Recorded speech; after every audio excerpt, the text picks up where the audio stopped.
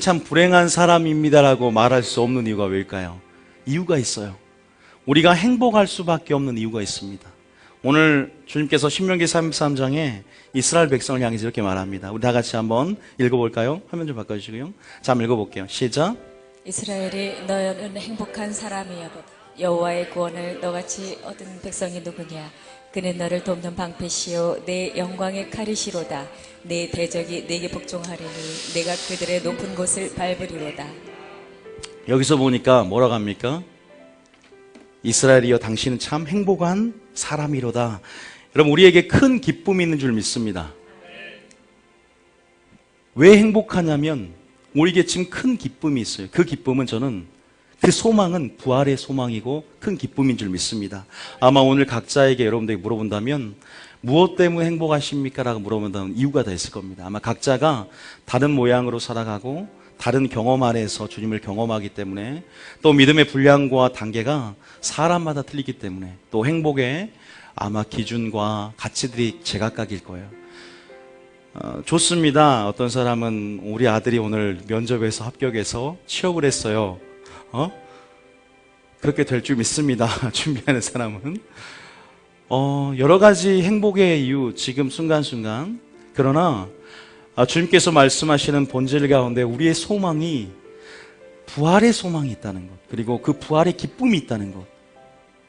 예수님을 믿을 때에 그 안에 있는 비밀이 바로 부활입니다.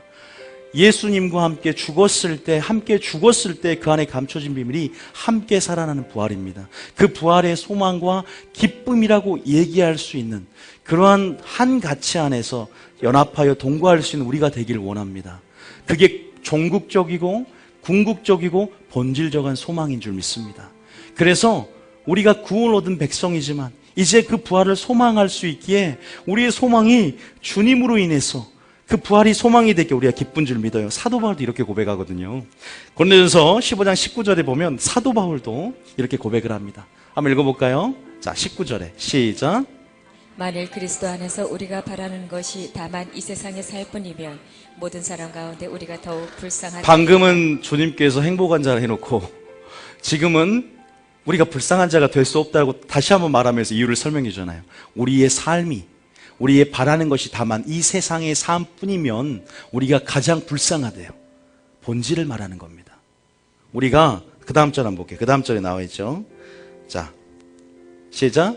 그러나 이제 그리스도께서 죽은 자 가운데서 다시 살아나사 잠자는 자들의 첫 열매가 되셨도다. 21절에 사망의 한 사람으로 말미암았으니 죽은 자의 부활도 한 사람으로 말미암는도다. 22절에 아담 안에서 모든 사람이 죽은 것 같이 그리스도 안에서 모든 사람이 삶을 얻으리라. 믿습니까?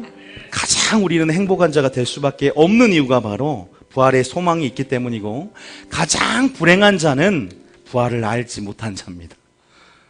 진시 황제가 아무리 이 땅 가운데 호의호식하면서 그렇게 잘 살아도 자기 생명을 연장하기 위해서 불로초를 구하고 뭘 했을지라도 부활을 알지 못했기 때문에 진정 진리 안의 자유함을 누리지 못하고 주님이 주실 그 생명을 취하지 못했기 때문에 일시적이고 한정적이고 세상적이고 정욕적인 이 세상 안에서 일시적인 쾌락만을 느끼고 일시적인 행복만을 느끼고 영원히 주는 아름다움과 영원히 주는 행복에 대한 가치에 대해서 몰랐기 때문에 그러나 오늘 예수님은 거기에 대해서 말하고 있습니다. 뭐라고 말해요? 나는 부활이요 생명이니 나를 믿는 자는 죽어도 살겠고 무릇 살아서 믿는 자는 영원히 죽지 아니하리라. 우리가 이 주님의 말을 마르다에게 최초로 했는데 마르다가 그 당시에는 그렇게 깊게 깨닫지는 못했어요. 그러나 우리는 이 말을 오늘 생명의 성령의 법 안에서 사망 권세를 깨뜨리시고 우리의 영원한 자유와 생명을 주신 그분의 말씀을 깨닫는 시간 되길 원합니다. 진짜 우리는 행복한 자라고 그 어떤 고통과 두려움이 있습니까? 오늘 부활의 소망이 있다면 그 어떤 고난도 핍박도 환난도 우리는 이길 수 있고 우리는 부활의 소망 가운데 다시 한번 연합되어질 수 있을 줄 믿습니다. 요한복음 11장 25절 26절 한번 읽어보겠습니다. 요한복음 같이 성도들과 함께 말씀을 읽고 나가는 게 저는 설교라고 믿습니다. 텍스트가 설교하는 거기 때문에. 자, 시작. 예수께서 이르시되 나는 부활이요 부활이요 생명이니 나를 믿는 자는 죽어도 살겠고 무릇 살아서 나를 믿는 자는 영원히 죽지 아니하리니 이것을 내가 믿느냐. 그런데 말입니다. 그것이 알고 싶다가 아니에요. 그런데 말입니다. 예수님을 믿지만 부활을 믿지 않는 퍼센테이지가 굉장히 높은 거 아세요? 예수님을 믿는다고 하지만 대다수가 부활을 안 믿는다라고 말씀드리면 어떻게 할까요? 우리 교인들은 대부분 부활의 신앙을 갖고 있고 떡을 씹을 만한, 단단한 떡을 씹을 만한 장성한 분량의 사람들이 참 많습니다. 그런데 퍼센테이지로 보면요, 이 기독교가 정교가 되고 정말 제가 깜짝 놀랐어요. 그 대형교회에서 제가 한번 설교를 한 적이 한번 기회가 있는 적이 한번 있었는데 정말로 많은 사람들이 부활에 대한 것들에 대해서, 부활에 대해서 지식적으로는 알고 있고 충만하게 잘 말하고 있어요. 그런데 부활의 소망을 가지고 부활의 신앙으로 살아가는 것에 대해서는 영적으로 무지합니다. 기독교의 양대 산맥인 십자가를 알지만 부활에 대해서 알지 못하고 부활의 도에 관한 하나님의 믿는 도, 그리스도 예수를 믿는 도 중에 부활의 도가 있는데 그 부활의 도에 대해서 전혀 알지 못함을 통해서 어떻게 보면 그 부활의 도를 모름을 통해서 믿음이 무너지는 것을 또한 소망이 무너짐을 통해서 믿음이 역사하지 못하는 것을 많이 보았습니다. 오늘 그래서 성경적으로 한번 우리가 거기에 대해서 한번 그 상황들을 한번 역사적으로 교회를 다니지만 부활을 믿지 못했던 많은 역사적인 패턴들이 있어요. 우리 한번 잠깐 살펴보겠습니다. 사도행전 23장 7절 8절 한번 보겠습니다. 우리뿐만 아니라 교회 안에서 역사적으로도 한번 보겠습니다. 읽어볼까요? 시작. 그 말을 한즉 바리새인과 사두개인 사이에 다툼이 생겨 무리가 나누니 사두개인과 바리새인이 사내들인 공회 안에 있는데 8절에 시작. 이는 사두개인은 부활도 없고 천사도 없고 영도 없다 하고 바리새인은 다 있다 함이라. 9절에 아니 8절에 나오죠. 8절에 뭐라 합니까? 부활도 없다. 많은 파들이 있었어요. 하나님을 섬긴다는 파들이 있었지만 유독 사두개인은 부활이 없다라고 합니다. 이게 얼마나 위험한 줄 아세요? 여러분, 제가 그 위험성에 대해 성경을 보여드리려고 그래요. 점진적으로. 자, 사도행전 4장 1절 2절입니다. 4장 시작. 사도들이 백성에게 말할 때 제사장들과 성전 맡은 자와 사두개인들이 이르러 예수 안에 죽은 자의 부활이 있다고 백성을 가르치고 전함을 싫어하여. 자, 뭐라 합니까? 죽은 자의 부활이 있다고 백성을 가르치고 전함을 싫어한다. 자, 고린도전서 15장 13절. 고린도전서 15장 13절. 그래서 철저하게 사도 바울은 이러한 교회 가운데 편지를 보내면서 분명하게 이 부활의 소망이 나의 소망인데 너희들 모두의 궁극적인 소망이 부활이 되길 원한다. 그러면서 이 가치에 대한 이 도에 관한 분명한 중요성에 대해서 강조를 하고 있습니다. 시작. 만일 죽은 자의 부활이 없으면 그리스도도 다시 살아나지 못하셨으리라. 14절에 그리스도께서 만일 다시 살아나지 못하셨으면 우리가 전파하는 것도 헛것이요 또 너희 믿음도 헛것이며. 전파하는 것도 헛것이고 믿음이 헛것이 될 수 있다니까요. 교회 생활은 잘하지만 부활을 믿지 않으면 믿음이 헛것이 될 수 있다는 거예요. 교회 안에 가만히 들어온 거짓 일꾼과 의의 일꾼으로 가장한 거짓 선지자와 거짓 의의 일꾼들이 어떤 말로, 그래서 진리를 조금만 왜곡하고 변질시켜도 그 사람의 믿음을 무너뜨리기에 충분하기 때문에 목회자는 진리를 옳게 분별하여 부끄러움이 없는 일꾼으로 하나님 앞에 드리기를 힘써야 되는 그 디모데전서 말씀이 굉장히 중요한 것입니다. 왜냐하면 조그만한 말씀, 율법의 1.1획 하나도 하나는 떨어지지 않는데 율법 1.1획 가운데 하나라도 더하여 가르치는 자는 모든 재앙을 그에게 더할 것이요 그것을 빼는 자는 생명책에 네 이름을 지워버리겠다라고, 모든 핏값을 내가 너에게 찾겠다라고. 분명히 주님께서 이 말씀 가운데에 믿음이 헛것이 될 수 있고 그들이 하나님을 섬기는 것이 헛되이 될 수 있다라고 예수님은 계속적으로 경고합니다. 그런데 뭐라고 합니까? 그리스도께서 만일 다시 살아나지 못하셨다면, 죽은 자의 부활이 없다면 전파하는 것도 헛것이요 믿음도 헛것이 되는데, 자 계속 보겠습니다. 15절에 시작. 또 우리가 하나님의 거짓 증인으로 발견되리니 우리가 하나님이 그리스도를 다시 살리셨다고 증언하였음이라. 만일 죽은 자가 다시 살아나는 일이 없으면 하나님이 그리스도를 다시 살리지 아니하셨으리라. 우리가 죽으면 다시 살아난다는 사실을 믿으시기 바랍니다. 우리의 영은 이미 죽었던 영이 물과 성령 안에 거듭나는 역사 가운데 하나님의 영으로 더불어 우리가 영이 살아났고 부활의 영으로 거듭났어요. 산 영이 되었습니다. 믿습니까? 그럼에도 불구하고 우리의 육은 아직 부활하지 않았어요. 그 도에 대해서 잠깐 봐야 돼요. 우리의 모든 온전한 부활이 주님 재림하실 때 이루어진다는 사실을 기억하시기 바랍니다. 자, 한 번 더 보겠습니다. 15장이 굉장히 중요해요. 고린도 15장이 부활장인데요. 15장 16절부터 다시 한번 19절까지 다시 한번 읽겠습니다. 16절 시작.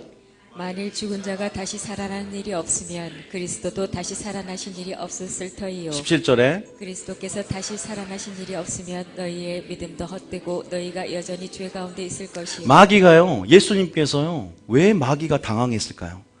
마귀는 예수님을 죽였을 때 우리는 승리했을 거라고 얘기를 했을 거예요. 왜냐하면 이미 창세기부터 예수님이 나올 것이라는 걸 알고 있었고, 그래서 구약에서 많은 하나님의 사람들이 일어났을 때 어떻게든 메시아 대망 사상 안에서 그 하나님의 사람을 죽이려고 했습니다. 그러나 예수님이 오셨고 예수님을 십자가에 못 박았을 때 그들의 승리를 주장했지만, 예수님은 공의 가운데 왜 그들의 사망의 권세를 깨뜨렸습니까? 그는 원죄가 없으셨어요. 성령으로 잉태하셨기 때문에. 그러나 인간의 몸으로 오셔서 죄의 삭선 사망이라는, 모든 인간이 죄를 짓지 않음을 통해서 온전히 율법의 순종함을 통해서 자범죄도 없으셨어요. 인간으로 오셨지만 죄가 없어요. 그러나 죽었습니다. 그렇기 때문에 영계의 법칙이 깨짐을 통해서 마귀는 승리한 줄 알았지만 순종의 생애를 사셨던 그분께서 3일 만에 부활하심을 통해서 마귀의 머리를, 사단의 머리를 밟았습니다. 그래서 우리에게도 위임된 교회와 우리에게도 부활의 권능을 주셨고, 우리에게도 동일한 후사로서의 상속권을 주셨고, 우리가 사단에게 빼앗겨버린 우리의 권세를 우리가 예수님께서 부활하심을 통해서 우리가 이제는 부활의 능력으로 살아감을 통하여 다시 한번 다스리고 생육하고 번성하고 통치하는 하나님으로 인해서, 예수님의 권세로 인해서 우리가 다시 한번 이 권리를 주장할 수 있는, 우리가 구원을 주장해낼 수 있는 믿음 안에 우리가 이 권리가 우리가 주어지는, 특권이 주어지는 그러한 은혜의 가운데 우리가 있다는 사실을 기억하시기 바랍니다. 얼마나 감사합니까? 부활이라는 건 굉장히 중요해요. 십자가면 알면 안 됩니다. 십자가 안에서 그리스도와 함께 살아난, 믿습니까? 그 부활의 소망과 기쁨이 우리 가운데 넘치는 자만이 진정한 말씀 안의 자유함을 누릴 수 있고 생명을 취하며 마지막 때 행복한 삶을 살 수 있게 될 줄 믿습니다. 고난인데도 행복해요. 왜? 부활의 소망이 있으니까. 핍박이 있어도 행복해. 행복하지 않을 수 없는. 18절 19절까지 다 읽어볼게요. 시작. 또한 그리스도 안에서 잠자는 자도 망하였으리니 19절에 만일 그리스도 안에서 우리가 바라는 것이 다만 이 세상의 삶뿐이며 모든 사람 가운데 우리가 더욱 불쌍한 우리가 주목하는 것이, 우리가 바라는 것이 보이는 것이 아니요 보이지 않는 것이니, 보이는 것은 잠깐이요 보이지 않는 것은 영원함이로다. 왜 우리가 보이지 않는 것에 주목합니까? 왜 영원한 것에 주목합니까? 왜 다윗이 여호와의 아름다움을 앙망하며 한 가지를 구했습니까? 영혼의 아름다움을 깨달으셔야 돼요. 꽃은 시드나 풀은 마르나 우리가 가을이 되고 봄이 되면 꽃을 보러 가지만, 어쨌든 하나님의 신성과 능력이 꽃 속에도 있지만 한 때입니다. 한 철입니다. 그러나 주일날 주일 성수를 위해서 교회에 나오셔서 하나님의 영원한 아름다움, 영생의 아름다움을 사모한 자들은 하나님이 또한 그 바라보는 자에게 자신의 영생을 주신 줄 믿으시기 바랍니다. 영생이 유지가 돼요. 그래서 우리가 성만찬을 할 거예요. 내 살과 내 피를 먹는 자는 그 속에 생명이 있고 마지막 날 내가 그를 살리리라. 우리가 주님의 죽으심을 기념한다는 거요, 이거 기념식이 아닙니다. 한편의 그냥 거룩한 예식이 아니라 성령의 임재 안에 우리가 그분을 경험하는 거예요. 굉장히, 오늘 제가 이 옷을 더 뚱뚱해 보이는데 이 옷을 안 입으려고 했는데, 왜냐하면 우리 인간은 연약하기 때문에 하나님의 거룩한 예식 가운데 어떠한 형식도 굉장히 필요한 부분이 있어요. 마음대로 막 대충 막 500원짜리 사가지고 입에 그렇게도 먹을 수 있지만 배고프려고 우리가 성찬식 하는 거 아니지 않습니까?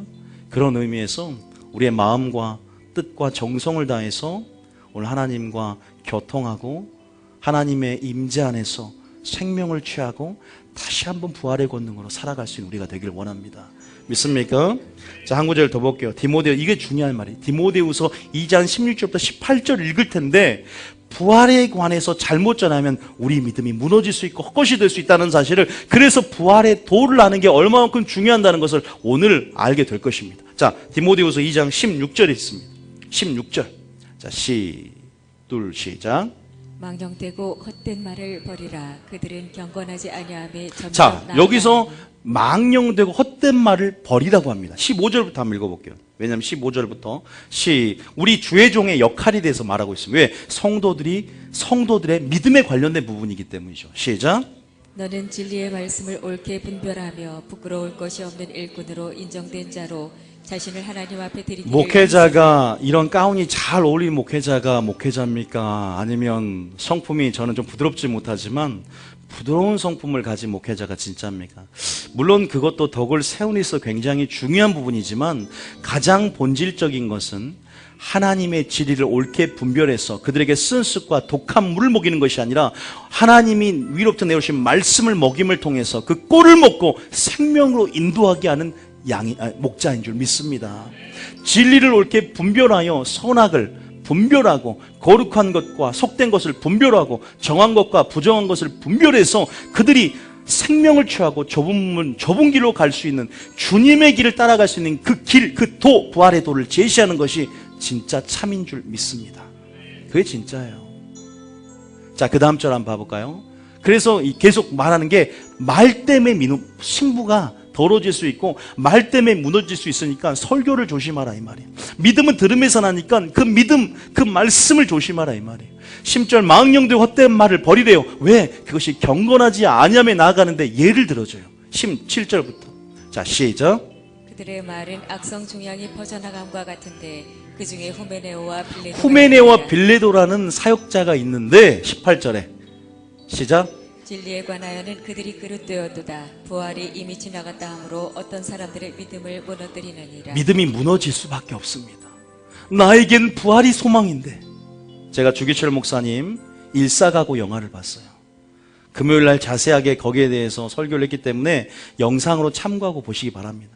그러나 그 주기철 목사님이 그렇게 수많은 고문과 핍박을 당하면서 신사참배하지 않겠다는 신앙의 지조와 절개를 지킬 수 있었던 이유가 뭘까?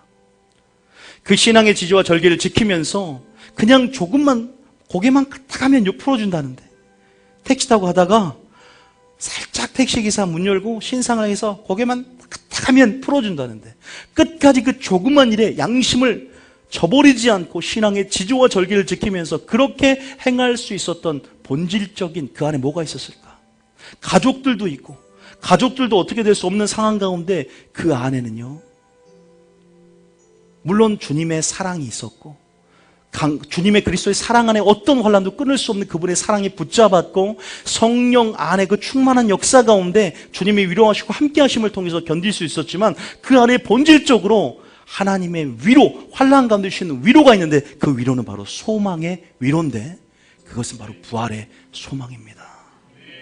내가 여기서는 고난당하지만 내 저 천국에서 주님이 두 팔을 벌리고 내가 믿음의 선한 싸움을 싸웠으니 이제는 의의 면류관을 나에서 준비하신 하나님, 믿습니까? 죽도록.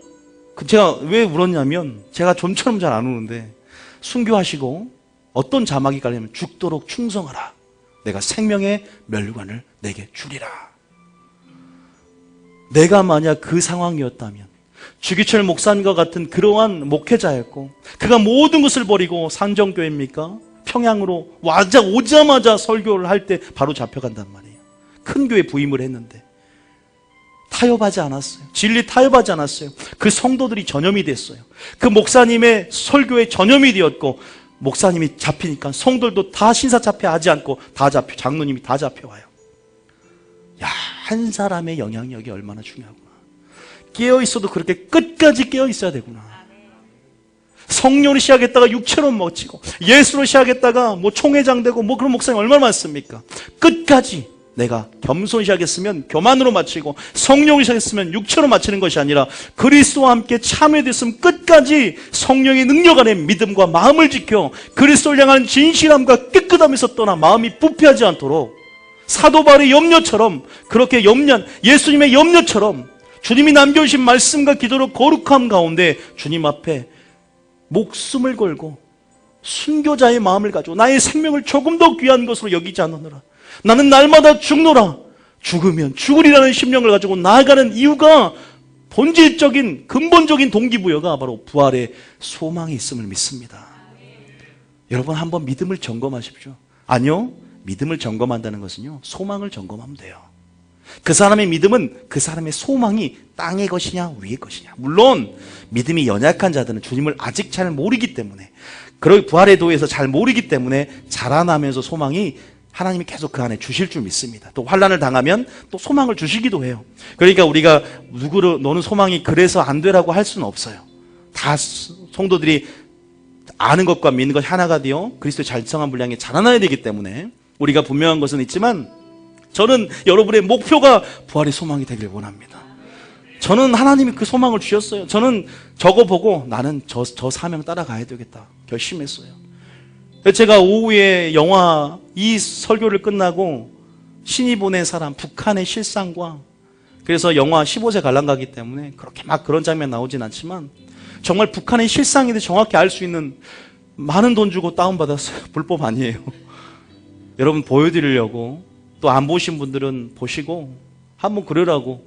그래서 우리가 정말로 이 시대 가운데 감사의 조건을 찾아낼 것이고 오늘 오전 설교 가운데 부활의 소망과 신앙으로 만들어진 자는 그 설교를 그 영화를 보게 돼요. 왜?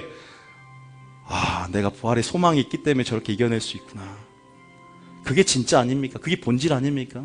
예수님이 고난으로 순종함을 배워서 온전함을 이뤘은즉 모든 어떠한 상황에도 순종하는 자에게 구원의 근원을 이루시고 하나님께서 그렇게 우리에게 본을 보이시고 또 그렇게 그런 고난에 너희가 함께 영광에 참여하기 위하여 그런즉 함께 고난도 함께 받아야 할지니라. 은혜가 필요함은 너희가 고난도 함께 받아야 된다. 무릇 경건하지게 살고자 하는 핍박을 받으리라. 너희가 하나님 나라에 들어가려면 많은 환난을 겪어야 할지니라. 여러분 진짜 소망이 중요한 것 같아요. 기독교는 그런 것 같아요.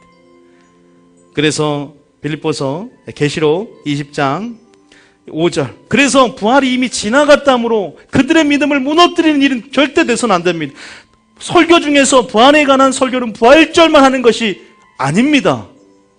부활절에만 부활의 설교를 하는 게 아니라 우리의 이 360월 모든 설교 가운데 부활의 신앙으로 살아갈 수 있도록 그 부활이 주제가 되어야 될 줄 믿습니다. 자, 어떤 자가 천년왕국에서 왕노답니까? 계시록 2장 5절 사도 바울의 소망을 조금 살펴보려고요. 자, 계시록 2장 5절입니다. 시작. 그 나머지 죽은 자들은 그 천년이 차기까지 살지 못하더라. 이는 첫째 부활이 언제 오신 줄 아시죠? 우리가 예수님이 재림을 하실 때 우리가 부활체로 휴거가 되어서 주님과 함께 영접하게 되고 어쨌든 그리고 1000년 동안 주님이 이 땅 가운데 주님의 왕국이 되어 이 세상을 다스리신단 말이에요. 새하늘과 새 땅 가운데. 그리고 난 다음에 거룩한 성 예루살렘이 와서 이제 영원한 천국과 영원한 지옥, 불못지옥과 천국이 나눠져요. 그 1000년 왕국 때 우리가 첫째 부활에 참여한 자니 왕노릇 하게 되는데 잘 모르면요 신비 같아요. 그냥 이거 저런 일 과연 있을까? 한번 인생 모두가 겪을 일이니까 믿음을 가지고 한번 그냥 성경을 믿음을 가지고 여러분 주님께 주시는 그 믿음을 가지고 바라보시기 바랍니다. 죽기까지 천년의 날개 살지 못하는데 이게 첫째 부활인데 어떤 자가 자격이 있냐? 자, 그 다음 절 시작. 이 첫째 부활에 참여하는 자들은 복이 있고 거룩하도다. 둘째 사망은 뭐냐면요 영원한 불목에 들어가는 사망을 둘째 사망입니다. 첫째 사망 우리가 몸이 죽은 것이고 둘째 사망은 이제 영원한 지옥에 악을 행한 자는 심판의 부활로 가는 거거든요. 그 둘째 사망을 다스리는 권세가 없어요. 첫째 부활에 참여하면요 영원히 천국 바로 꼴이 나는 거예요. 자, 도리어 그들이 하나님과 그리스도 제사장이 되어 1000년 동안 보세요. 부활의 영광은 칭찬과 영광과 존귀가 있고 그리스도와 함께 더불어 왕노릇하는 보좌에 함께 앉혀주기를 내가 하나님의 보좌에 앉은 것처럼 너희를 앉혀주겠다. 이기는 자의 특권이에요. 얼마나 우리에게 보상해 주시고 갚아주시고 위로부터 얼마나 소망 안에서 풍성한 가운데 더 넘치게 해주십니까? 감사하죠? 여러분 소망만 읽어보세요, 성경에서. 그러면 다른 가치가 보이지 않습니다. 우리 참된 가치는 바로 예수 그리스도인 줄 믿습니다. 부활인 줄 믿습니다. 그 참된 가치가 바로 진정한 행복이에요. 자, 우리 한번 한 문장 더 볼게요. 빌립보서 3장 10절. 사도 바울의 소망을 또 읽겠습니다. 우리의 소망이 돼야 되는데, 자, 빌립보서 3장 10절. 시작. 내가 그리스도와 그 부활의 권능과 그 고난에 참여함을 알고자 하여 그의 죽이심을 본받아. 그죠? 자, 11절에. 어떻게 11절 시작. 어떻게 해서든지 죽은 자 가운데서 부활에 어떻게 해서든지 죽은 자 가운데서 부활에 이르려 하노니. 그의 말 속에 소망이 넘쳐납니다. 부활에 어떻게든 부활. 근데 무슨 부활이지? 자, 그 부활이 무슨 부활? 사도행전 잡혔어요. 이제 사도 바울이 24장 15절. 잡혔을 때도 이렇게 고백해요. 24장 15절. 시작. 그들이 기다리는 바 하나님께 향한 소망을 나도 자, 가졌으니. 하나님께 향한 소망을 가졌는데 무슨 부활이에요? 의인과 악인의 부활이 있으리라 합니다라고 말하면서, 자, 그 다음 절 볼까요? 16절 시작. 이것으로 말즉 말미암아 나도 하나님과 사람에 대하여 항상 양심의 거리낌이 없기를. 한 가지 말씀드리면요, 왜 소망이 중요하냐면 소망이 있어야만이 믿음이 역사하고 고난을 이깁니다. 다시 말해서 사도 바울은 의인과 악인의 부활, 이것으로 말미암아 양심, 다시 말해서 다니엘이 왕의 진미와 포도주를 먹지 않겠다는 지조와 절개를 지킬 수 있었고, 춘향이가 이사또 가운데 일편단심 아니 되옵니다라고 말하면서 그것을 절개를 지킬 수 있었고, 주기철 목사님이 그렇게 양심의 거리낌 없이 행할 수 있었던 것은 근본적으로 어떻게 해서든지 그 첫째 부활에 참여하고 어떻게 해서든지 그 의인과 악인의 부활에 내가 참여하고자 하는 그 소망 안에 모든 성령의 은혜 가운데 역사했다는 거죠. 그러면 의인과 악인의 부활이 뭔가? 요한복음 5장 29절입니다. 그럼 의인과 악인의 부활이 뭔가? 요한복음 5장 29절. 성경은 항상 성경 안에 답이 있습니다. 요한복음 5장 29절. 요한복음 5장 29절입니다. 시작. 선한 일을 행한 자는 자, 생명의 선한 일을 행한 자는 무슨 부활로요? 생명의 부활로. 악한 일을 행한 자는, 이게 의인과 악인의 부활이고 생명의 부활이 첫째 부활이에요. 그런데 선한 일을 행한다는 것은 어떤 율법의 행위나 단순하게 불교나 도교 같은 참선, 그냥 착한 일을 하는 차원이 아니라 너희가 빛으로 하나님께 영광을 돌리는 이는 착한 행실을 보고 선한 행실을 보고, 다시 말해서 선이라는 것은 하나님을 경외하는 게 선입니다. 선이라는 것은 의를 행하는 게 선입니다. 선이라는 것은 사랑하는 게 선입니다. 그것이 진리 안에 계시된 하나님의 의와 진리 안에 계시된 하나님의 선을, 하나님 한 분만이 선하니 하나님의 의를 바라보고 그 의대로 성령의 소욕을 쫓아가는 삶이 우리의 의로움이에요. 믿습니까? 그래서 우리가 하나님의 말씀이 기준이 되어야만이, 양심의 선악이 하나님 말씀이 기준이 되어서 판단되어야만이 자기의 지식과 경험 안에서 이것이 선이라 생각하고 이것이 사랑이라 생각하고 하는 모든 것들은 헛된 거라고 말씀하세요. 주님의 의가 되는 것, 주님의 보혈로 우리가 의롭다 되었는데, 그럼에도 불구하고 우리는 주님의 보혈로 의인이 되었기 때문에 이제 하나님의 의를 이루는 삶을 살고, 하나님의 의를, 진리에 계시된 하나님의 의를 바라보고 그 의대로만 살아가는 것이 바로 좁은 문 좁은 길을 걷는 것이고, 그게 바로 우리 자신에게는 의의 열매로, 선한 열매로, 생명의 열매로 우리에게 맺어진다는 사실을 기억하시기 바랍니다.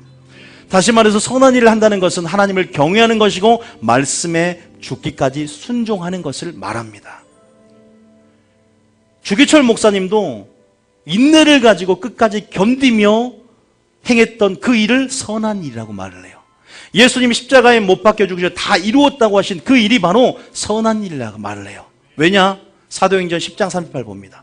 사도행전 10장 38절. 선한 일이 그냥 착하게 사는 거 아닌가? 전혀 그 개념하고는 완전히 인본주의적 개념과는 완전히 틀립니다. 10장 38절 볼까요? 자, 시작. 하나님이 나사렛 예수에게 성령과 능력을 기름 붓듯 하셨음에 그가 두루 다니시며 선한 일을 행하시고. 예수님 무슨 일을 하셨어요? 선한 일을 행하셨다. 자, 디도서 2장 14절. 선한 일에 대해서 선한 일을 행하는 것은, 한번 따라할까요? 선한 일을 행하는 것은 창조의 목적이에요. 창조의 목적이다. 자, 다 디도서 2장 14절 한번 봅니다. 시작. 그가 우리를 대신하여 자신을 주심은 모든 불법에서 우리를 속량하시고 우리를 깨끗하게 하사 선한 일을 열심히 하는 자, 우리를 백성이 깨끗하게 하사 선한 일을 열심히 하는 백성이 되기 위해서 십자가에 못 박혀 돌아가셨다 그러죠. 그죠? 선한 일을 다른 세상적인 개념과 혼동해서 쓰시면 안 됩니다. 이런 거룩한 단어들이 회복이 돼야 돼요. 마지막 때는. 선한 일을 위해서. 그래서 선한 일을 행한 자는 무슨 부활로? 생명의 부활로. 첫째 부활로. 어떻게든 그 소망을 내가 가졌으니 의인의 그 생명의 부활로 우리가 나아가는 우리가 되시길 원합니다. 주님께서 우리에게 계속 이러한 오늘 이 부활절날 그 소망이 싹트고 그 안에서 우리가 믿음이 역사되는 그러한 시간이 여러분 되기를 원합니다. 우리가 주님 앞에 한 번 더 읽어볼게요. 고린도서 15장 19절 아까 읽었지만 고린도서 15장 19절 그거 말고 요한일서 3장 3절 한번 보겠습니다. 갑자기 이 말씀이 생각이 나네요. 요한일서 3장 1절 2절 3장 1절 2절 3절 읽습니다. 자, 1절 2절 3절 시작. 보라, 아버지께서 어떠한 사랑을 우리에게 베푸사 하나님의 자녀라 일컬음을 받게 하셨는가. 우리가 그러하도다. 그러므로 세상이 우리를 알지 못함은 자, 2절 시작. 사랑하는 자들아, 우리가 지금은 하나님의 자녀라. 장래에 어떻게 될지는 아직 나타나지 아니하였으나 그가 나타나시면이 무슨 말이에요? 예수님이 재림하시면, 그죠? 우리가 세상 끝이 옵니다. 그리스도의 심판대와 부활은 함께 가는데요. 그리고 심판대 앞에 주님이 재림하시면 그것이 심판과 부활과 연결돼요, 항상. 그래서 심판의 도는 부활의 도와 연결되어 있어요. 이따가 보실 거예요. 부활을 얘기하면 항상 심판의 도와 재림이 연결돼요. 그래서 부활의 신앙은 재림의 신앙이에요. 연결되어 있어요, 이게요. 그래서 한국교회가 쉽게 말 못하는 거예요. 재림에 대한 설교를 하면 왠지 껄끄러워, 왠지 이단스럽고 왠지 그 모양이 다미선교에 굉장히 거기에 대해서 후유증이 큽니다. 그래서 왠지 재림 얘기하면, 왠지 마지막 때 얘기하면 정통에서 벗어난 것 같고, 그러나 예수님의 설교는요, 너희의 소망이, 너희의 모든 초점이 바로 임박한 종말론 의식 안에서 이미와 아직 사이의 변직범직 관계 사이에서 우리가 항상 소망을 내일이라도 주님 오실 만한 그런 재림의 소망을 가지고 살기를 원하신다는 것입니다. 그래서 우리에게 항상 부활의 소망이 필요하면 모든 어떤 환난도 이길 수 있다는 거죠. 믿습니까? 보면은 이게 무슨 말이냐면 부활의 소망을 우리에게 던져주는 거예요. 그와 같이 얼굴과 얼굴을 마주대고 그와 같은 몸으로 바뀌어요. 그가 먼저 잠자는 자의 첫 열매가 부활체가 되셔서 우리도 그와 같은 몸으로 변화체가 된단 말이에요. 그러면서 그의 참모습을 보게 되는데 부분적으로 알던 것이 온전하게 알게 되는 역사가 이제 주님 만나면 일어납니다. 그러면서 33절에 주를 향하여 이 소망을 가진 자마다 아까쯤 뭐라 했어요? 내가 어떻게든 양심이 깨끗하게 산다 그랬죠. 여기서 뭐라 그래요? 자기를 깨끗하게 하는 동기가 부여된다는 거예요. 어떻게 하면 내가 거룩하게 살지? 소망을 바꾸라니까요. 소망만 바뀌면 돼요. 자기를 깨끗하게 될 수밖에 없어요. 이런 소망을 가진 자마다. 여러분, 그러니까 믿음을 점검하는 것은 뭘 점검하는 것이다? 소망을 점검하는 거예요. 여전히 먹고 마시고 시익하고 장가 노아의 때와 같이 인자 이맘도 그러할 때 우리는 바로 하나님이요, 여러분 소망을 이 땅에 가지면 어떻게 하는 줄 아십니까? 사방을 막아버립니다. 구덩이에 빠뜨려, 요셉처럼. 그럼 어디만 쳐다봐? 하늘만 쳐다봐야죠. 하늘만이 구원의 길이잖아요. 옆에는 소망이 없어. 다 막혀있어. 그래서 사방이 가로막히게 만들어놔요. 전혀 조그만 틈도 안 줘. 위만 쳐다봐야 돼. 주님, 요셉의 그런 연단 가운데 요셉이 총리가 되었듯이 그런 고난의 길을 걸을 때 최후의 승리, 부활의 영광이 우리에게 있는 줄 믿습니다. 칭찬과 영광과 존귀, 또 이 땅에서도 재물과 또 재물이라는 말이 나와요. 여호와를 겸손과 여호와를 경외한 보상은 재물과 또 이렇게 우리 또 부욕해 하신 하나님을 경험도 하게 하시지 않습니까? 그분의 선하심을 찬양하시기 바랍니다. 여러분, 이 부활절은 부활절만 설교하는 게 아니죠. 그래서 우리가 분명히 봤지만 이렇게 소망이 중요하다는 것을 오늘 조금 앞에 설명을 드렸어요. 자, 우리가 한 구절 더 볼게요. 어디를 보냐면 히브리서 6장 1절 한번 보겠습니다. 그럼 부활의 도라고 하는데 목사님, 그 부활의 도가 어디에 나옵니까? 자, 시작. 그러므로 우리가 그리스도의 도의 초보를 버리고 죽은 행실을 회개하는 자, 우리가 이제는 우리 교회에서 여러분들이 하나님을 알게 될 때 우리가 성경에 목차가 기록된 장면이에요. 1절부터 목차가 있는데 첫 번째는 죽은 행실을 회개함과 하나님께 대한 신앙과 그 다음에 세례들과 안수와 여기까지 우리가 계속 배워야 돼요. 네 번째 다시 보세요. 제가 아까 부활의 도와 심판의 도가 연결됐다 그랬죠. 죽은 자의 부활과 영원한 심판에 관한 교훈의 털을 다시 닦지 말고 완전한 대로 나아가라 그래요. 분명한 것은 여러분 이거에 대해 다 알아야 된다 이 말이에요. 이 교훈을 배워야 된다는 거. 이 6가지의 이런 어떤 6가지의 목차를 알아야 돼요. 그래서 죽은 자의 부활과 영원한 심판에 관한 교훈을 배워서 그 교훈 안에 여러분 거해야 될 줄 믿습니다. 믿습니까? 자, 그래서 그 부활의 도의 가르침들이 풀려나야 돼요. 그러면 제가 조금 가르쳐 드리려고 그래요. 부활의 도에 대해서. 방금까지는 부활의 소망을 갖는 거에 대해서. 그러면 소망을 가지면 부활의 도를 더 알고 어떠한 소망을 갖게 만드느냐? 우리의 본향이 천국인데 내가 천국에서 어떻게 살지를 모르면 안 돼요. 내가 천국에서 무엇을 하며 살까?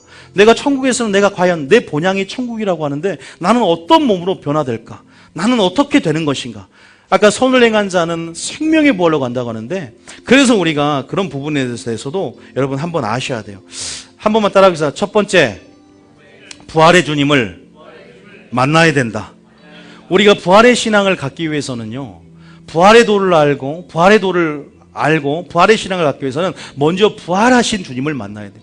예수님을 3년 반이나 공생의 기간 따라다니면서 기적을 보고 했던 걔들이 예수님이 다시 살아나셨다는 거에 대한 믿음이 조금 없었다는 거 아십니까? 아니, 유령이 나타났다고 생각하는 그들. 결국 우리가 부활의 신앙을 간다는 것은 먼저 부활하신 주님을 인격적으로 만났을 때 그들이 성령의 세례를 받고 거꾸로 순교하게 된단 말이에요. 여러분, 부활하신 주님을 만나야 될 줄 믿습니다. 새벽 미명에 막달라 마리아가 부활의 주님을 만났고 그가 갈릴리로 먼저 가셔서 그들에게 나타나셨어. 그 12제자가 주님을 만났고 마가의 다락방에 앉아 성령 세례를 받고 그들이 복음의 증인이 되어 유대와 사마리아 땅끝까지 복음의 순교자가 되었던 것처럼 우리가 주님의 나라를 이 땅 가운데 확장하고 주님의 나라를 건설하고 주님의 나라를 심기 위해서는 우리가 부활의 신앙 안에서 주님이 원하시는 그 목표대로 기준대로 살기 위해서는 부활의 주님을 만나고 그 부활의 주님을 인격적으로 경험해야 될 줄 믿습니다. 우리가 그리스도와 함께 죽었고 그리스도와 함께 의에 대해서 하나님께 대해서 살아난 자가 되었고 부활의 주님을 그렇게 만났고 경험하여 새 생명을 탄생됐다면 우리 속에 뭐가 있어야 돼요? 부활의 권능이 있어야 돼요. 죽은 자를 살려야 되고 어떠한 질병도 예수의 이름으로 권세로 파쇄할 때 떠나가고 하나님 나라를 이 땅 가운데 그렇게 하나님의 능력으로 성령의 능력으로 심을 수 있는 그러한 권능들, 특권들이 우리에게 있다는 사실을 믿으시기 바랍니다. 믿습니까? 부활의 주님을 만나셨습니까? 주님을 만나야 됩니다. 주님 말씀에서 만나고 삶에서 만나고 여러분 주님을 경험해야 될 줄 믿습니다. 그리고 부활에 대해서 부활이 어떠한 부활체로 나타나냐? 자, 빌립보서 3장 20절. 부활은 어떻게 나타나는 것인가? 자, 빌립보서 3장 20절. 시작. 그러나 우리의 시민권은 하늘에 있는지라 거기로부터 구원하는 자. 이미 우리가 시민권이 하늘에 있다고 딱 인정을 하셔야 돼. 왜? 우리의 본향은 하늘에 있고 우리는 이 땅 가운데 잠시 이 땅의 장막에서 살아갈 때 준비하는 거예요. 영원한 처소, 거기에 살기 위해서 우리가 지금 준비하는 겁니다. 나그네로 지내는 것입니다. 하늘의 시민권은 하늘에 있는지라 거기로부터 구원하는 자 곧 예수 그리스도를 기다리노니 그는 만물을 자기에게 복종케 하실 수 있는 자의 역사로 이게 부활의 몸으로 바뀌는 거예요. 우리의 낮고 천한 썩어질 몸을 자기 영광의 몸의 형체와 같이 변하게 하는 거예요. 이게 재림 때 이루어져요. 이게 생명의 부활이에요. 믿습니까? 우리 몸이 한마디로 애들 말로는 초사이언처럼 그렇게 변하는 거예요. 우리 몸이 변하는 거예요. 이런 구절이 고린도전서 15장 42절. 고린도전서 15장 42절. 시작. 죽은 자의 부활도 그와 같으니 썩을 것으로 심고 썩지 아니할 것으로 다시 살아나요. 썩을 것으로 심었고 썩지 아니할 것으로 살아나는 거. 우리 육체가 썩을 것이지만 이제 주님으로 인해서 썩지 아니할 것으로 살아납니다. 믿습니까? 주님이 하나의 미랄이 되셨어요. 심으셨고 우리는 썩지 아니할 것으로 살아난다는 사실을 믿으시기 바랍니다. 그런 구절들을 읽어보셔야 돼요. 믿음이 생기려면. 43절 그 다음 절 시작. 욕된 것으로 심고 욕된 것 심고 것으로. 영광스러운 것으로 다시 살아나며 약한 것으로 심고 그만큼 우리 몸이 강해지고 영광스러워지고 믿습니까? 그러한 변화체가 되어요. 우리 몸이 바뀌는 거예요. 몸의 구속을 입고요. 속량함을 입는 거예요. 얼마나 영광입니까? 자, 44절까지 시작. 육의 몸으로 심고 신령한 몸으로 다시 우리 몸이 살아나. 어떻게 된다고요? 신령한 몸이 바뀌어요. 첫째 부활 가운데. 아유, 그런 일이 과연 일어날까요? 영화에서 봤는데요. 손오공이 구름 타고 오는데 예수님이 구름 타고 올까요? 여러분, 그 영광들 저는 믿는데 손양호 목사님은 구름 하나 나타나면 예수님 오시나 보려고 이렇게 구름이 꼈나?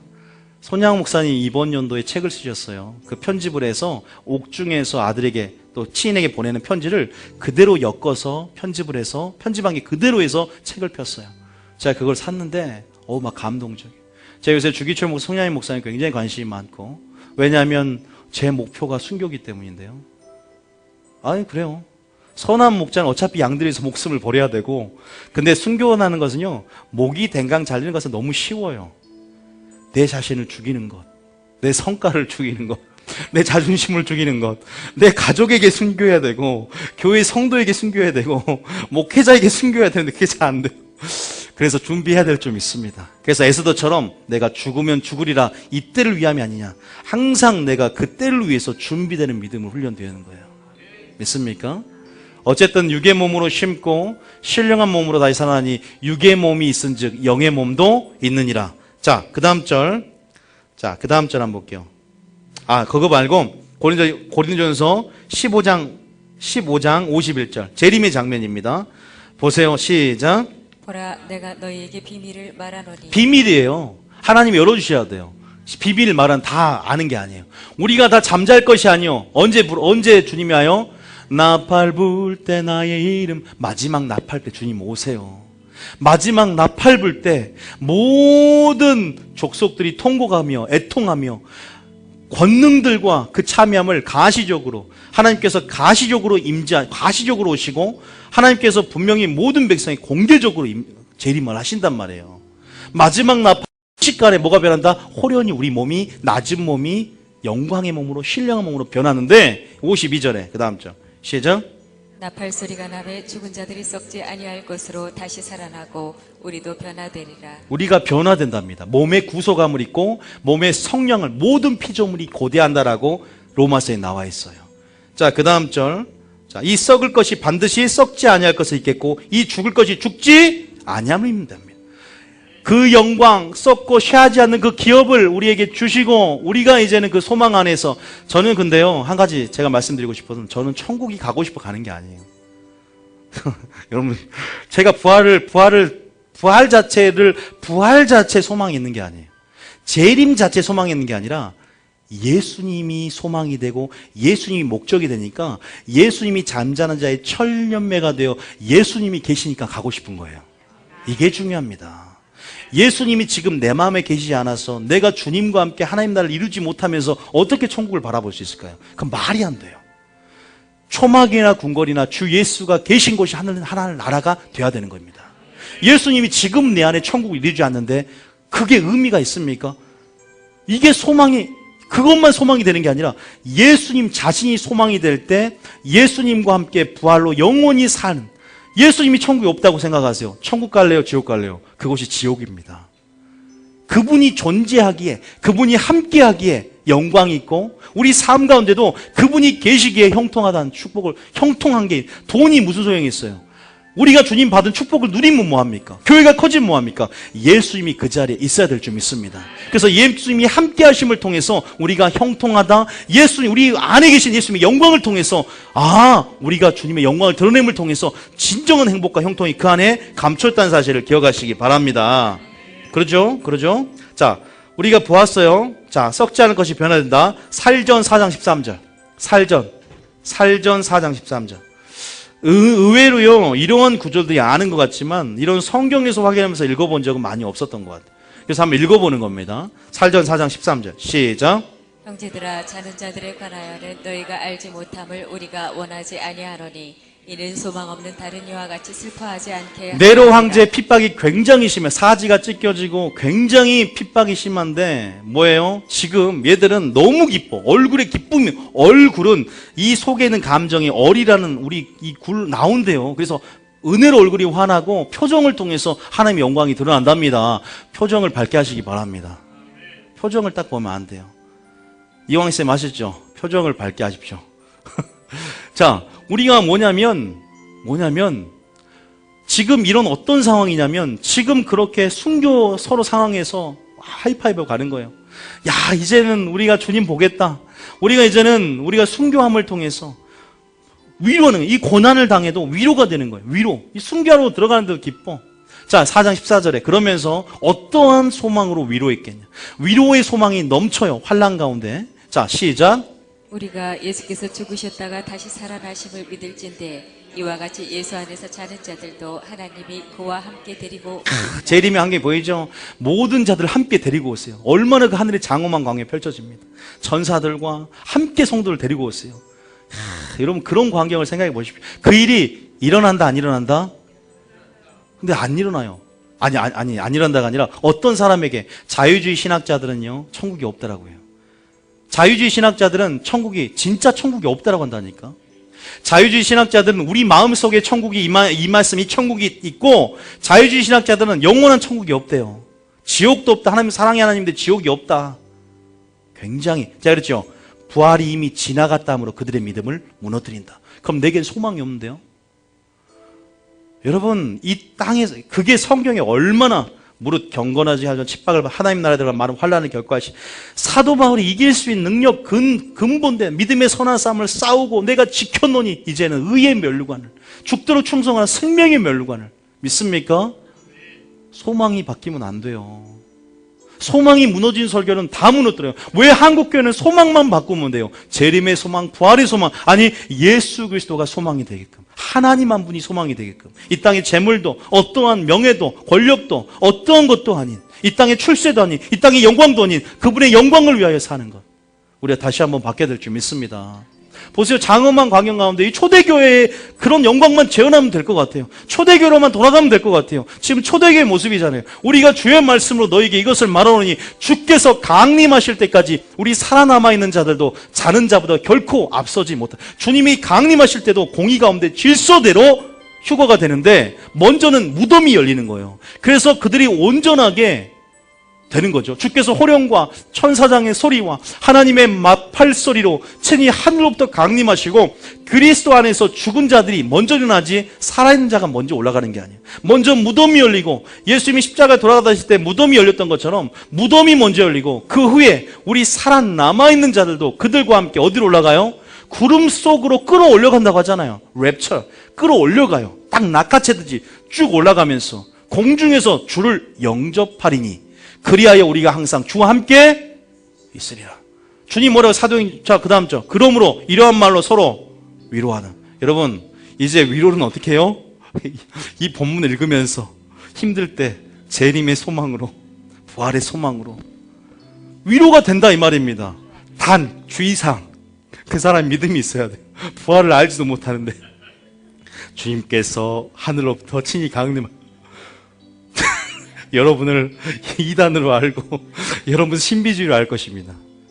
믿는 자끼리 믿습니까?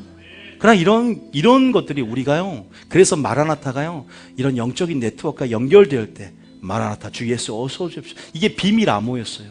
마라나타. 그러므로 이러한 말로 서로 위로하는 역사가 있기를 원합니다. 아까 17절에 잠깐 17절 올려보세요. 17절에 공중에서 영접하게 하리니 내려보세요. 그럼 우리가 항상 주와 함께 있으리라. 여러분 이게 우리의 소망이 되어야 될 줄 믿습니다. 이게 우리의 소망이 되어야 될 줄 믿습니다. 부활이 어떻게 나타나는지 아시겠죠? 이런 몸으로 바뀌어요. 그러면 좀 더 구체적으로 알려드릴게요. 그러면 부활하는 건 알겠어. 그럼 우리가 어떤 몸으로 바뀌는지도 성경에 나와 있어요. 어떤 몸으로 바뀌어? 천국에서 살기 적합한 몸인데 어떤 몸인가? 자, 부활의 첫 열매는 누구라고요? 예수님이 그 몸을 먼저 가지셨어요. 그러면 우리가 예수님과 같은 것으로 바뀐다 그러죠. 아까 요한일서에. 그럼 어떤 몸이냐? 자, 갈릴리로 먼저 가셨는데 뭘 먹었어요? 생선을 먹는 몸. 그러한 몸이에요. 도마가 뼈째 손을 대서 만져볼 수 있는 그런 몸이에요. 신기하죠? 그런 몸으로 바뀌어요. 고린도전서 15장 22절. 먼저 예수님 우리의 첫 열매가 되었다. 자, 시작.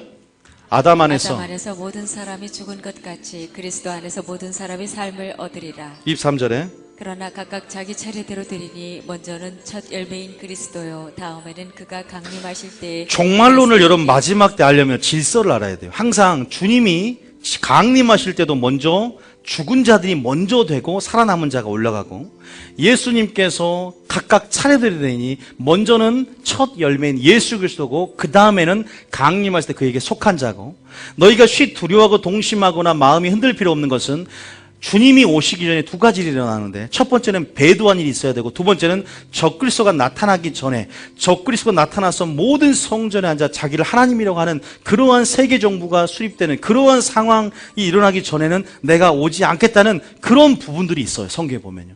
우리가 쉬 동심할 필요 없어요. 우리가 주님이 언제 올지 모르지만 내일은 안 와요. 그 이상하죠? 무슨 말일까요? 우리가 주님 오실 만한 경점들은 알고 있어요. 어떤 일들이 일어난다라는, 그건 좀 종말론 할 때 하겠지만 보세요. 강림하실 때 그에게 속한 자요. 먼저는 잠자는 자의 첫 열매가 되셨다는 말을 먼저 하고 싶고요. 누가복음 24장 39절입니다. 누가복음 24장 39절. 자, 누가복음 24장 39절. 어떤 몸이냐? 시작. 내 손과 발을 보고 나인 줄 알라. 또 나를 만져보라. 영은 살과 뼈가 없을 때 너희 보는 바와 같이 나는 있느니라. 영은 살과 뼈가 없을 때 너희 보는 것 같이 나와 있다 그러죠. 그 다음 24절에 시작. 이 말씀을 하시고 손과 발을 보이시나. 자, 그 다음 절 41절. 누가복음 24장 42절. 누가복음 24장 42절. 시작. 이 구운 생선 한 토막을 드리니 받으사 그 앞에서 잡수시더라. 자, 그런 몸으로 바뀌었어요. 자, 그 다음 절 마태복음 28장 7절. 마태복음 28장 벽을 그대로 통과합니다. 자, 마태복음 28장 7절에 시작. 또 빨리 가서 그의 제자들에게 이르되 그가 죽은 자 가운데서 살아나셨고 너희보다 먼저 갈릴리로 가시나니. 너희보다 먼저 갈릴리로 갈 수 있는 몸. 자, 제가 잠깐 성경을 통해서 이렇게 어떤 부활의 몸이 얼마나 영광의 몸이고 신령한 몸이고, 제가 왜 여러분들 이렇게 소개한 줄 아세요? 어떻게 보면은 이런 것까지 얘기할 필요가 있나? 아니요. 좀 더 구체적이었으면 좋겠어요. 여러분, 부활의 신앙이요, 여러분 본향이 천국이라는 그 천국이 내가 가야 할 실제적인 플레이스예요. 내가 가야 할 장소예요. 그건 관념적이고 추상적인 어떠한 것이 아니라 우리가 살아가는 구체적인 삶이 거기서 펼쳐집니다. 하나님을 예배하고 계시록 4장 5장의 천상의 예배처럼 그의 보좌를 중심으로 새 노래와 경배와 찬양을 통해서 주와 함께 영원히 살 수 있는 그 아름다운 낙원을 우리가 가게 된다는 사실을 믿으시기 바랍니다. 우리가 구체적으로 소망을 가져야 구체적인 믿음이 생기기 때문에 저는 우리가 이런 몸으로 바뀌고 또 많은 믿음의 선진이 그러한 소망을 가져야만이 어떠한 역경과 어떠한 상황과 어떤 환경과 처지에도 예배자가 되기 때문에 여러분들에게 그런 작은 소망이라도 일어나게끔 오늘 그렇게 살펴본 거예요. 저는 여러분들이 오늘 제 설교의 목적은, 또 하나님께 여러분 주신 말씀의 목적은 너희들이 정말로 그 부활의 소망이 구체적이 되길 원하는, 믿습니까? 구체적이지 않으면요, 왜냐하면 주님을 아는 만큼 하와가 왜 마귀에게 미혹당하냐면 정령 죽으리라 했지만 죽을까 하노라 말씀을, 믿음의 도를 완전히 제대로 알지 못했어요. 어중간하게.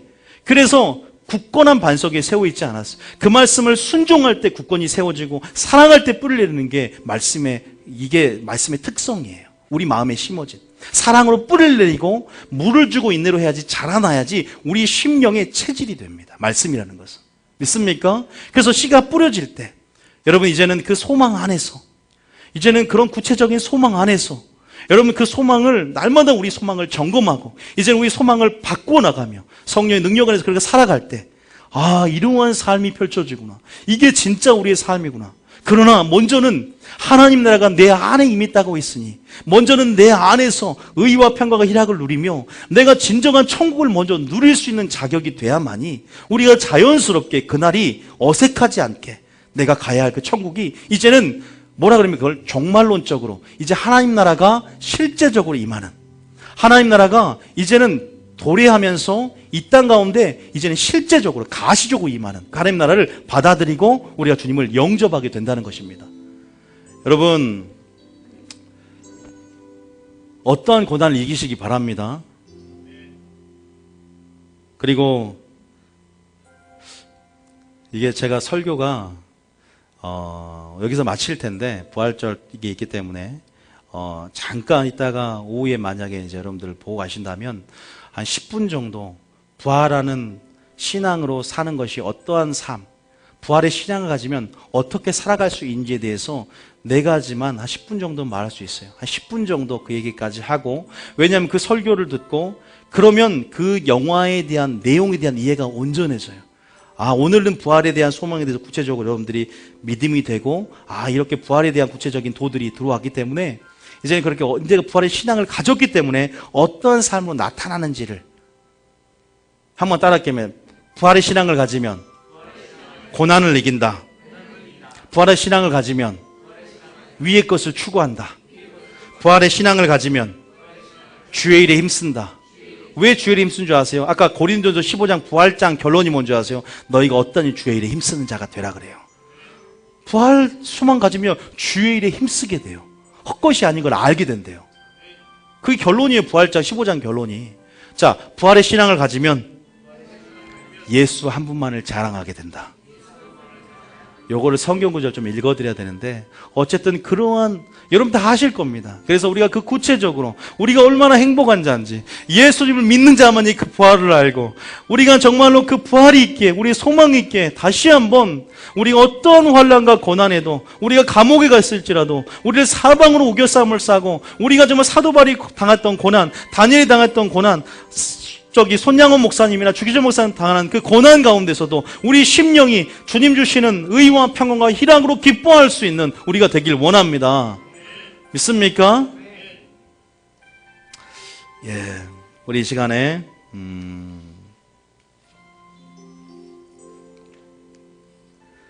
성찬식을 준비하기 전에 우리 찬송가, 이거 앞에 우리 저기 박병훈 지사님과 주초롱 지사님이 잠깐 나오셔서 요거 저기 테이블 좀 옮겨주시고 우리 찬송 하나 하고 화면 좀 바꿔주세요. 이 시간에 하나님의 은혜 가운데 우리가 성찬에 참여할 수 있는 기회를 하나님께서 주신 은혜에 감사하며 우리 거룩한 예식을 시작하도록 하겠습니다. 꺼주세요. 주님의 살과 피를 기념하면서 오늘 성령의 임재 안에서 오늘 먹고 마시는 귀한 시간 될 때 오늘 우리 자신을 한번 잘 살펴보면서 죄를 먹고 마신 일이 없도록 깨끗한 양심, 그 양심을 가지고 오늘 주님 앞에 이 예식에 참여하기를 원합니다. 이 예식에 참여할 수 있는 조건은 세례 받으신 분들, 그리고 세례받은 분들 중에서도 내 양심이 허락을 하지 않는 분들은 자제해 주시고, 오늘 이 시간에 잠깐 우리가 침묵으로 다시 한번 주님의 죽으심을 기억하면서 우리의 죄를 위해서 피 흘리신 그분의 은혜를 기억하며, 그분이 오늘 우리에게 행하신 그 구원의 역사와 또 우리에게 주신 부활의 권능과 부활의 약속들을 기억하며 다시 한번 우리 죄를 살피며 이 시간 주님의 보좌로 나아가는 시간이 되기를 원합니다.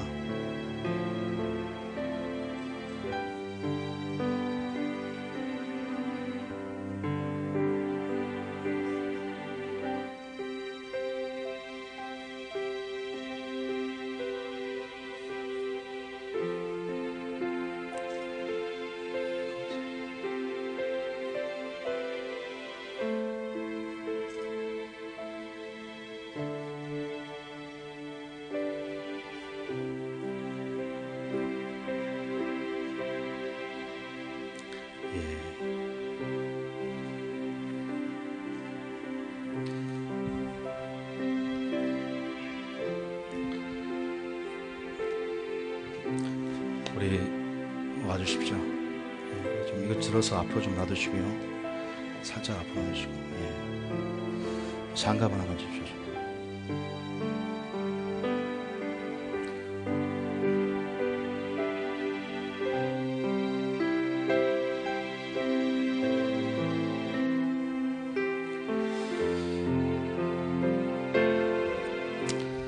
네, 이거 좀 걷어주시고요.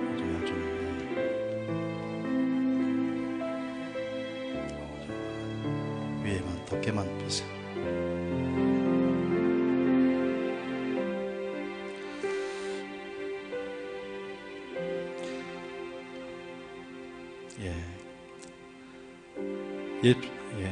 예수님께서 잡히시기 전날 밤에